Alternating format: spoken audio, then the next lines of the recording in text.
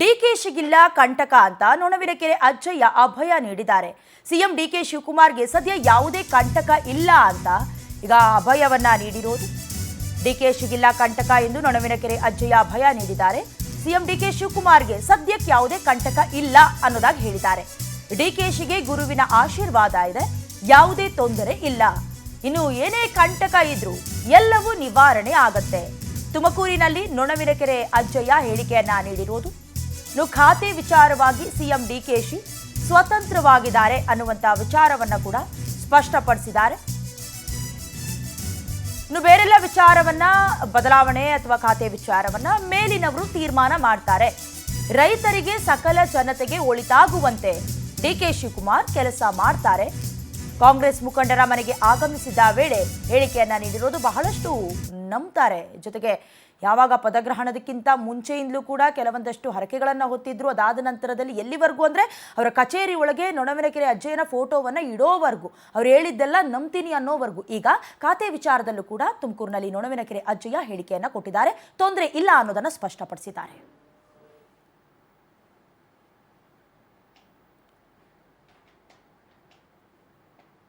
ಜೀವನದಲ್ಲಿ ಭಾರತ ಗುರುವಿನನ್ನ ಆಶೀರ್ವಾದ ಪಡೆದಂಥವರಾಗಿದ್ದಾರೆ. ನಿರಂತರ ಶ್ರೀಮಠದ ಮಗನಾಗಿ ಸೇವೆಯನ್ನು ಸಲ್ಲಿಸಿರ್ತಕ್ಕಂಥವರಾಗಿದ್ದಾರೆ. ಗುರು ಆಶೀರ್ವಾದ ಅವರಿಗೆ ರಕ್ಷಾ ಕವಚವಾಗಿದೆ.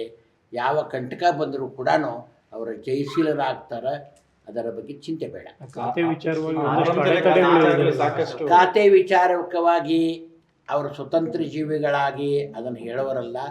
ಮೇಲಧಿಕಾರಿಗಳಿರ್ತಕ್ಕಂಥವ್ರು ಏನಿದ್ದಾರೆ, ಆ ಒಂದು ಅಧಿಕಾರ ವರ್ಗದವರು ಏನು ತೀರ್ಮಾನ ತಗೊಳ್ತಾರೆ ಅವರು ಕಂಕಣಬದ್ಧರಾಗಿ ನಿಂತು ರೈತರ, ಬಡವರ, ಸೈನಿಕರ, ವರ್ತಕರ, ಯುವಕರ ಪರಿಪೂರ್ಣವಾಗಿರ್ತಕ್ಕಂಥ ರಾಜ, ಪ್ರತ್ಯಕ್ಷ ದೇವತಾ ನಮ್ಮ ಪರಮ ಪೂಜ್ಯ ಗುರುಗಳಾಗಿರ್ತಕ್ಕಂಥವರು ಮಾನವ ಧರ್ಮಕ್ಕೆ ಜಯವಾಗಲಿ, ಧರ್ಮದಿಂದಲೇ ವಿಶ್ವಕ್ಕೆ ಶಾಂತಿ ಅಂತಕ್ಕಂಥ ಮಂತ್ರವನ್ನು ಘೋಷಣೆ ಮಾಡಿದ್ದಾರೆ. ಆ ಧರ್ಮದ ದಂಡವನ್ನು ನಮ್ಮ ಶ್ರೀಮಠದಿಂದ ಅವರಿಗೆ ಹಸ್ತಾಂತರ ಮಾಡಿದ್ದೀವಿ. ರಾಜಕೀಯಲ್ಲಾಗಲಿ, ವರ್ತಕರಲ್ಲಾಗಲಿ, ರೈತರಲ್ಲಾಗಲಿ, ಯುವಕರಲ್ಲಾಗಲಿ ಮತ್ತು ತಾಯಂದಿರಾಗಲಿ ಎಲ್ಲರ ಪ್ರೀತಿಯ ಮಗನಾಗಿ ಅವರು ನಿರಂತರ ಸಮಾಜದ ಸೇವೆಯಲ್ಲಿ ಅವರು ತಮ್ಮ ಬದುಕನ್ನು ರೂಪಿಸ್ಕೊಳ್ತಾರೆ. ಯಾವ ಚಿಂತೆ ಇಲ್ಲ. ಸಂಕಷ್ಟ ಜೀವನದಲ್ಲಿ ಬಾರದು, ಬಪ್ಪದು ತಪ್ಪದು ಅಂತ ಹೇಳ್ತಾರೆ. ಎಲ್ಲರಿಗೂ ಅದು ಬರುವಂಥ ಸಂಕಷ್ಟ ಇರುವುದೇ.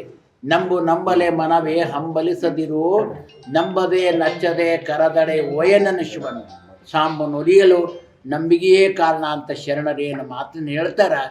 ಅವರು ನಂಬಿಕೆಯನ್ನು, ಶ್ರೀಮಠದ ಗುರುವನ್ನು ಅವರು ನಂಬಿಕೊಂಡು ಶ್ರದ್ಧಾಭಕ್ತಿಯಿಂದ ಇದ್ದಾರೆ. ಆ ಕಂಟಕ ಅವರಿಗೆ ದೂರ ಆಗಿದೆ. ಗುರು ರಕ್ಷಣೆ ಅವರಿಗೆ ದಯಪಾಲಿಸಿದ್ದೀವಿ. ಅದರ ಬಗ್ಗೆ ಚಿಂತೆ ಬೇಡ.